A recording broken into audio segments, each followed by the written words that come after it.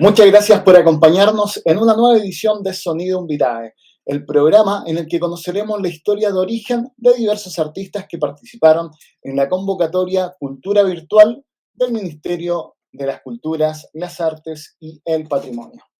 Esto ya por allá, por el 2020. Cosas de pandemia, se ha ido dilatando un poco, pero hoy ya estamos conversando con todos estos artistas que participaron de esta convocatoria. Hay una leyenda que dice que cuando uno conoce más de 40 melodías y más de 200 versos, viene a cantar el diablo en un duelo de payas. Hoy conoceremos a una persona que creemos ha estado en alguno de esos duelos. Llega a Sonido Vitae, Gabriel Guantemil. Gabriel, muy bienvenido, ¿cómo estás? Hola, hola, ¿qué tal? Bien, bien, muchas gracias. Gabriel es psicólogo social y laboral organizacional, es payador, narrador oral patrimonial, cantor a lo divino y humano, guitarronero, gestor y docente en diplomado de canto a lo poeta, profesor de guitarrón chileno, entre varias otras cosas. Ahí solo comienza su currículum, es bastante extenso. Gabriel, cuéntanos en tus palabras un poquito más de ti. Bueno, saludar a todos los amigos que están conectados, que están observando esta cápsula. Mi nombre es Gabriel Guantemil Ortega, soy de la comuna de Puente Alto. Aprendí a tocar este instrumento, el guitarrón chileno de 25 cuerdas, parecía una guitarra, hace ya un poquito más de 10 años con el maestro Alfonso Rubio de Pirque.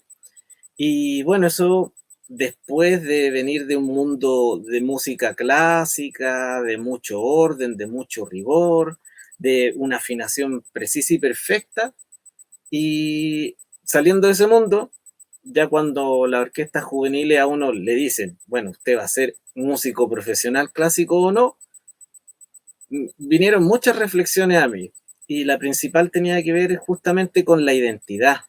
Busqué otros instrumentos, busqué otras formas de crear también, en este mundo tan estricto donde uno recibe una partitura y tiene que tocar lo que está ahí escrito. Busqué, me encontré con muchos instrumentos, me encontré con la lutería también, la fabricación de instrumentos, pero ninguno me llenó como me llenó el guitarrón chileno y lo que hay alrededor de él. Eh, la paya, que es el concepto, siempre en singular. La paya significa dos, entonces un diálogo entre dos o más personas, siempre improvisado, con una métrica que es la décima o la copla, esos son los formatos, en métrica octosílaba. Me gustó mucho, me encantó más aún el canto a lo divino, porque hay que tener un trabajo no solo de la destreza de la palabra, sino que espiritualmente estar puro. Muchas veces se le asocia malamente a una religión al canto a lo divino, pero en realidad tiene que ver con una fe y con un trabajo interior muy fuerte, que para mí se expresa sobre todo en el velorio de Angelito. Vivir todas esas cosas, experimentar todas esas cosas, darme cuenta de que los maestros empezaron a ver que yo era alguien que estaba en esto, más allá de por el aplauso o por el ego o por encontrar que era un área fácil donde destacar, me empezaron a entregar muchas cosas. Un poco en ese sentido soy un náufrago en mi generación, soy uno de los últimos que efectivamente tiene un maestro y más de una década trabajando con él, y eso me llevó a preguntarme cómo podemos nosotros hacer. Se habla mucho de rescate, también es un concepto que yo encuentro que está equivocado. Uno no se pone una capa y un traje superhéroe, sino que mantiene algo que siempre ha estado ahí. Lo revitaliza, lo defiende, lo hace, lo muestra, lo ¿Cambiarías, dice. perdón, Gabriel, el término rescate por preservación, quizá? Podría ser el que tú quieras, que también el concepto de rescate está de repente un poquito manoseado, siento yo. Para bien y para mal, pero no se entiende en el estricto rigor de quién efectivamente lo puso en la teoría en el tapete. Y él dijo, bueno, para rescatar algo es algo que como Se debe entender como fenómeno perdido, ¿no? patrimonial tiene que estar muerto. Entiendo. Eso es lo primero que él dice. Entonces cuando a mí me dicen, qué bonito que usted rescate el guitarrón afortunadamente está vivo y está en muchos lugares, principalmente en Pirque. Entonces ahí como que a mí me provoca un poquito de resquemor. La gente lo hizo con muy buenas intenciones, pero a veces hasta profesionales del área patrimonial se equivocan. No. Entonces, el guitarrón nunca ha estado muerto y ojalá que nunca lo esté. Entonces, sí, revitalizar, defender. Y me di cuenta que en este mundo, muy hermoso que el del canto a los poetas, sí había cierto como recelo con mostrarle las cosas a los niños, con que los niños vinieran y tañeran el guitarrón, o con que se quedaran hasta tarde en una vigilia. Dependiendo del lugar, sí, a veces era como, mandan a ese chiquitito a acostarse. Y en mi mente ahí empezó a haber una crisis de cómo solucionamos esto, porque no le podemos enseñar a tocar guitarrón a alguien que ya tiene los dedos anquilosados, que su mente ya no es igual de ágil que cuando joven. Los niños son la respuesta. Y ahí vino la narración oral. Y es muy distinto también y muy curioso para mí que si yo voy a un colegio y golpeo la puerta y digo, oiga, yo quiero mostrar el canto a los poetas, si es que saben lo que es o tienen una noción, al tiro como que no es apropiado para los niños, es muy lento, incluso me han dicho que es aburrido, a ese nivel. Ya. Pero si uno dice, yo voy a narrar con el guitarrón y voy a cantar décima y voy a hacer esto, melodías del canto a los poetas, que es lo mismo, ahí te dicen que sí. ¿Cómo se presenta? Entonces yo un poco me valide eso también y es increíble la respuesta de los niños. O sea, tú le enseñas a un adulto una décima o cómo funciona la copla o una melodía y se va a demorar meses en aprenderlo bien si es que no tiene esta noción musical previa. Pero a un niño tú le explicas una vez y cuando lo fuiste a visitar la segunda, se acuerda. Y se acuerda de qué melodía cantaste, qué décima cantaste, qué cuento les narraste. Y eso para mí es hermoso y una retribución muy bella. Entonces, con el trabajo que yo llevo haciendo, yo ya me puedo morir feliz y contento sabiendo que de aquí a 30 años más, 40 años más, va a seguir habiendo interés por el guitarrón y por nuestras manifestaciones patrimoniales. ¿Qué es lo que te seduce del guitarrón? ¿Cómo es ese momento así como casi épico y romántico en el que hacen el match con el guitarrón? ¿Lo recordáis bien? ¿Fue una instancia o fue un proceso? Fueron varios hitos. El primer hito fue ver un guitarrón en el taller de lutería de un amigo y ¿qué es eso? Mira, no sé, llegó ese instrumento de reparación, nadie sabía cómo se afinaba, nadie sabía cómo se tocaba y empezar a investigar en un tiempo en que no había tanto internet, el guitarrón siempre fue un poquito como de ciertos lugares, de ciertos sucesos, no era llegar a ir a una tienda de música y encontrar un disco de esto. Primero fue ese misterio. Después buscar, no encontrar ningún maestro y de repente por una casualidad causal, por un azar no tan azaroso, encontrarme con Alfonso Rubio que me enseñó bastante. Y el tercer hito, que es importantísimo y que lo voy a compartir ahora con mis amigos, fue escucharlo.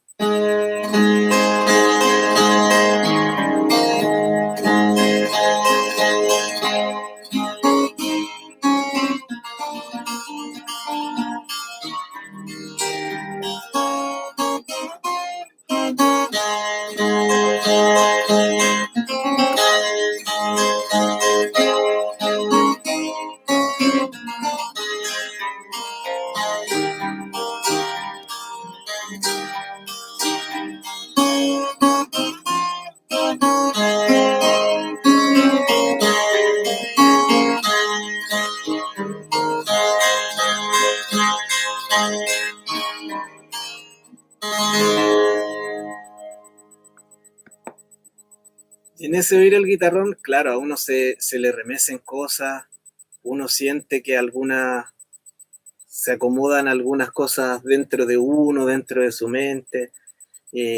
Sin duda que hay algún gen que se reactiva, porque en toda la familia hubo algún cantor, un bisabuelo, un tío abuelo. Y el siguiente hito que yo diría fue justamente ese, enterarme de que Pedro II Muñoz Barrera, mi bisabuelo, había sido guitarronero en su juventud. Y a pesar de que yo nunca le escuché hablar, él falleció cuando yo tenía unos 6 años y estaba ya postrado, en silla de ruedas, ni siquiera hablaba. Después de enterarme de que él cantaba, Y no solo eso, sino que escucharlo cantar en una grabación que hizo don Juan Uribe Echevarría, eh, fue un remesón mental, espiritual, profesional, artístico para mí, que me dijo, ya pues, esto dejó de ser el instrumento pintoresco y mostrar destrezas, que las hay, y mostrar el talento y subirse al escenario, sino que en realidad de ahí para adelante, que esto sucedió hace ya harto rato, el 2013, de ahí en adelante ya fue una misión. Y ahí cambió la forma de abordar el instrumento, cambió la forma y siempre buscando estrategias nuevas, formas de enseñarlo, formas de educar a través de él. Y eso, bueno, es lo que me ha llevado también a, por ejemplo, haber creado el primer diplomado de canto a lo poeta, que lo creamos con Daniela Guzmán, y ejecutarlo. Un proyecto donde salieron 20 personas con certificación profesional, cosa que nunca había habido antes con respecto a este tipo de artes centenarias y tradicionales, pero me llama mucho la atención que nunca ningún cultor antes que nosotros haya podido extender profesionalmente una instancia de formación a nuevas generaciones. Y eso también es otro de los motivos de orgullo para mí. Y bueno, después ya se vino la creación de melodías, empezar a componer con el instrumento en el estilo de los antiguos. Y muchas, pero muchas alegrías después de eso, empezar a viajar, salir del país, ir a encuentros de narración internacionales, de repente ni siquiera postulando, sino que ser invitado, ver la reacción que hay también, un poco de extrañeza y de agradecimiento cuando en otros países ven a un chileno que hace música 100% chilena. Para ellos no es frecuente, pero lo agradecen mucho. Y eso no solo desde el aplauso, desde un abrazo, desde palabras floridas, sino que se siente en el abrazo, en una mirada sincera. No, muy lindo. Yo debo decir que he tenido hitos que me han dado muchas alegrías gracias al guitarrón chileno. Eres fundador también de un colectivo, Palabrera, ¿no? Un La colectivo palabrera, La Palabrera, perdón. la Es un palabrera. proyecto internacional, ¿no? Que cuenta con miembros tanto en Ecuador como en Chile. A esto es Ujú. lo que te refieres, ¿no? También eres miembro de la red internacional de Cuenta Cuento, de Tenerife. Sí, sí, Entonces de hay una hecho eso. proyección internacional de tu trabajo, ¿no? Es que sí, mira, a pesar de que la globalización nos tiende a hacer creer que somos todos muy parecidos, que sí lo somos, también cada quien tiene sus propias particularidades. Y me he dado cuenta gratamente de que aún hay lugares que son muy agradecidos, muy celosos, en el buen sentido de la palabra, de su propia raíz y de su forma de ver las cosas. Entonces, si bien, por ejemplo, la décima es un fenómeno de toda América Latina, hay ciertos lugares donde siempre va a haber una forma diferente de interpretarla, ya sea en lo musical, ya sea en lo técnico, ya sea en la rima, en el contenido de lo que se habla, en lo semántico. Y eso hace que a nosotros nos quede la particularidad de usar este instrumento que no se usa en ninguna otra parte del mundo, ni hay algo similar en ninguna otra parte del mundo. Entonces, cuando yo llego con él, impresiona mucho, impresiona también que alguien joven se haya dedicado a él y claro, el nivel de dominio que hay, yo soy muy estudioso, muy técnico con el guitarrón, lo llevo estudiando mucho tiempo, he diseñado ya instrumentos, he explorado mucho el encordado, que es un juego de cuerdas muy particular de acuerdo a cada cantor, a las melodías que quiera cantar. No hay nada estandarizado. Y eso es muy curioso para mí que en otros países lo agradezcan más que aquí mismo. Eh, entonces, muchas veces te motivan a trabajar con ellos, hay conversaciones en torno a la décima muy, muy bella, y eso también hace que uno vaya creando asociaciones. Eh, Hacer arte en cualquier país es un acto de rebeldía total, hacer arte de raíz, hacer arte patrimonial aún mucho más. Entonces, por eso uno también agradece y participando prioritariamente en todos estos concursos, estas convocatorias a nivel nacional e internacional. Y claro, ya cuando me vi componiendo con el guitarrón, empecé a tomar otros instrumentos. Por ejemplo, aquí tengo un bajo eléctrico, la guitarra, la viola, que fue el instrumento que a mí me llevó hacia la música, la quena. Empecé a componer para obras de teatro, empecé a componer para películas, para documentales, para cortos. Y empecé a entender también, a través de eso, y ya siendo guitarronero, que nosotros tenemos otras necesidades de ritmo, de pulso, de melodías que expresar que otros países. Pero también apreciando mucho lo que ellos hacen y defienden. En mi última visita a Ecuador, que fue ahora durante marzo y me viene en abril, conocí un instrumento maravilloso que es el bandolín ecuatoriano. Y aprendí algunas notas, empecé a atreverme a tocarlo porque para ellos tiene el mismo valor patrimonial que para nosotros el guitarrón. No voy a ser un concertista en el bandolín, pero lo conozco y lo entiendo. Y eso también afuera se aprecia mucho. Como yo también aprecié que hubiera gente que me preguntara, ¿cómo se afina el guitarrón? ¿Cuántas cuerdas tiene? ¿Para qué se usa? ¿Cómo se toca? Enséñame un poquito. No sé, una simbiosis tan grande que uno ni se da cuenta cómo uno crece y cómo hace crecer a otro. Y eso para mí es muy hermoso porque si bien uno puede ni siquiera darse cuenta, eh, el alma sí, y también crece. Entonces uno se viene con un alimento en lo profundo muy grande y uno también deja un aporte allá, dejó una semillita, quizás yo voy a ir en 1 o 2 años para Ecuador nuevamente, quizás a fin de año. Nunca se sabe que la pandemia ha cambiado todos los pulsos, pero uno deja semillitas y después te encuentras con que hay un arbustito, con que hay un árbol, algún árbol quizás da fruto, otro está dando más madera, pero es lindo eso. Y claro, siempre buscando también que el guitarrón no sea, si bien exclusivamente de nuestro país, acá se ejecuta, pero que se conozca lo más masivamente posible. Entiendo. Gabriel, sobre la pandemia, me contabas antes de la entrevista que por el mismo tema de la pandemia tuvieron que crear una academia virtual con clases online. Exacto. Cuéntanos un poquito de eso y a la gente que le interese también cómo puede acceder. Mira, esta academia se llama Adlibitum Pro y hay un Instagram que se llama adlibitumpro.cl y estamos dando talleres de todo tipo. Esta academia nació justamente tratando de cumplir las necesidades musicales en un momento en que uno no podía salir de la casa y que si alguien quería tomar clase sabiendo cero de un instrumento era imposible casi. Entonces me convocó Jorge Cárcamo, guitarrista, entendiendo el guitarrón como una guitarra muy especial. Hay profesores de guitarra brasilera, el especial Alfonso Pozo, un especialista, Daniel Muñoz, guitarra flamenca, el mismo Jorge, muy buen profesor de guitarra.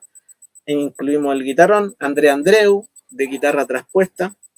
Y empezó a avanzar la cosa, hubo muy buena aceptación, empecé a dar talleres de canto a los poetas, hacer algunas muestras de vigilia.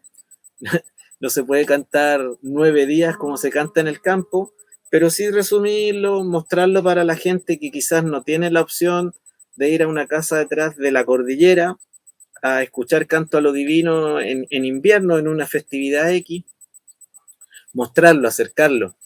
Ha tenido muy buena recepción y en este momento se están preparando talleres de exploración vocal en esta academia, de mi primera batería, que se lo va a hacer Alex Muñoz, baterista, y un taller de guitarra que va a hacer Jorge Cárcamo en la YMCA, ahí en compañía.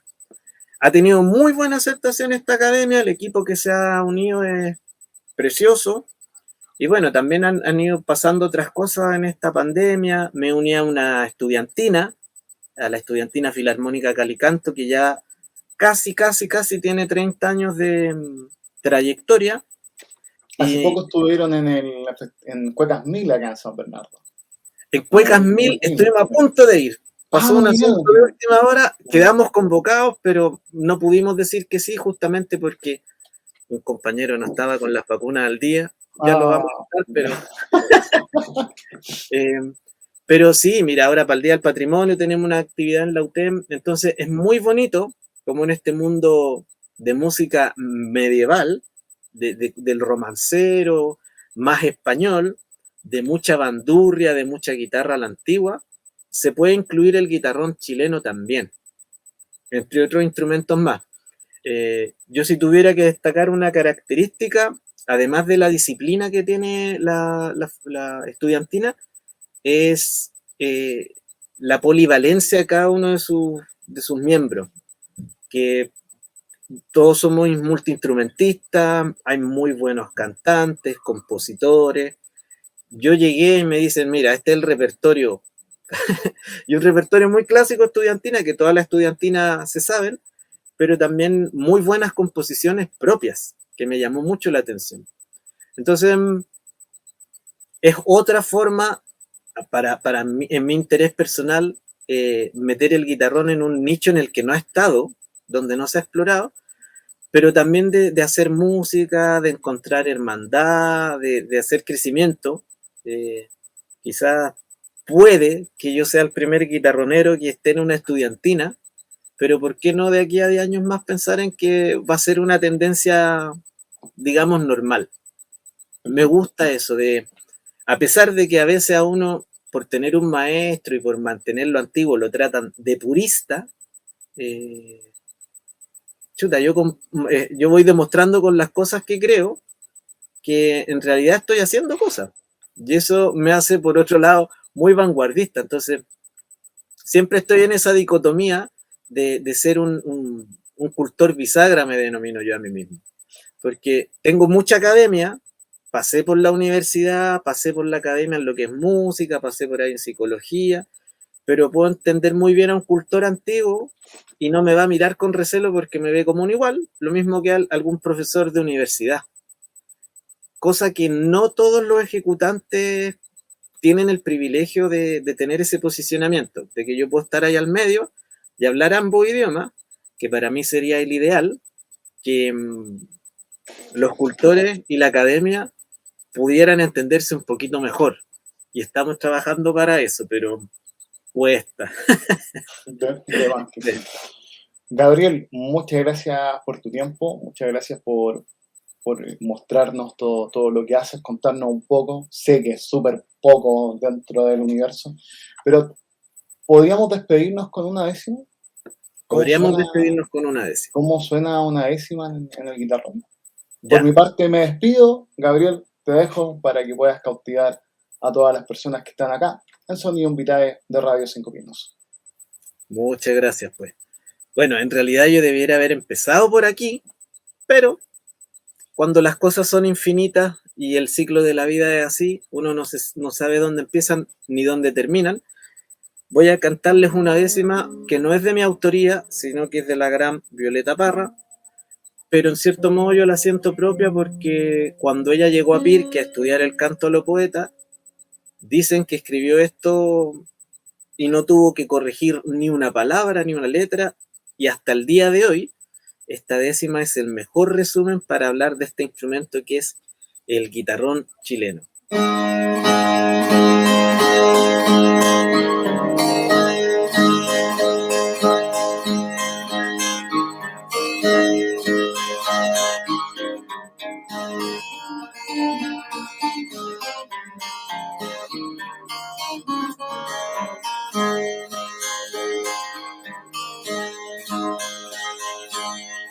Al hablar del instrumento, me dirijo al guitarrón con su alambre y su bordón. Con su alambre y su bordón, su sonoro es un portento.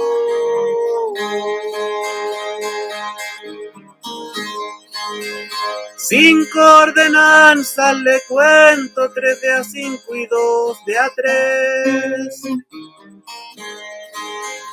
Del clavijero a los pies, la entrastadura elegante. Cuatro diablitos cantantes debe su caja tener.